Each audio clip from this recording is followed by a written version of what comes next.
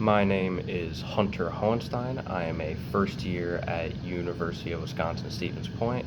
I attended Portage High School. It is December 9th, 2025. I am in the Prairie Sims residence basement. I will be discussing my experience growing up during COVID-19 as well as my father's and my sister's. We will also be discussing the information presented at the time during COVID-19. I was in roughly 7th grade when COVID started, and I was living with my father and my 3 dogs when it started. It's an honor to be recording this historical document, knowing someone could find this and use it for a future research project. It was early 2020 when I first remember hearing something about COVID-19, and this would have been near the late ending of 7th grade. At first, I kept going to school, nothing really changed, but one day we were told that we were going to get sent home for a week or so, and classes would resume shortly after. 1 week turned into 2 weeks, and then 3 weeks, and then we were kind of just left in the dark, not really knowing when we'd go back to school or what would happen.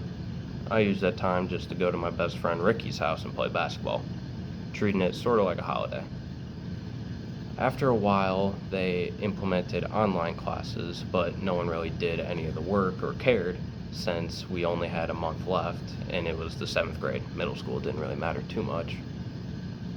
Summer came around, and that's when it really became apparent what was going on. Walking into the living room, my father watching TV and seeing the news on how the population was sick and the numbers of people dead at the time. Every store and restaurant closed. My father actually compared it to The Walking Dead, surprisingly, thinking that the world was going to shit and we would have to steal to survive. My social life did kind of die at this time, but I kept in touch with my friends by calling them and making sure they were okay and not sick. That was the big thing I remember, because I would call my friend Ricky and I'd be like, "Bro, you coughing yet?" And we all said it as a joke, but deep down, each of us knew someone who was fighting off COVID-19 at that time. My hobbies stayed relatively the same at that point. No one was really out and about, so I just kept running and training.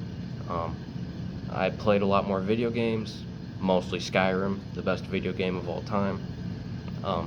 Emotionally, I did feel a bit departed and alone. I worked more on my poetry at this time, and talking about that part of my life is a bit sad, because at one point I did think my dad was going to die because he did get pretty sick. As time went on, things got better. We learned more about the spread of diseases, and it was kind of like the plague at the time, and it was more shown in how schools implemented the spacing out of the desk and how they made it mandatory for everyone to wear a mask. During sports, you also had to wear a mask, which was the worst, because I played basketball and the only time you were allowed not to wear your mask was if you were drinking water. So everyone abused that fact, and during breaks we were all drinking water. But for cross country, we only had to wear our mask at the start of the race and when we finished. I would throw mine off at the start, and I would have my dad give me a fresh one when I finished. As time went on, things got better. My first year of high school, still had to wear a mask. Then my second year, it was optional. Most people still kept wearing them. But my last 2 years, everything went back to normal. Looking around now, you can still see the effects it had on society. In some stores, there's still barriers between like the cashiers and the workers and the customers. People still wear masks, especially in hospitals and in public, and people are more aware of social distancing to prevent sickness and the spreading of illnesses.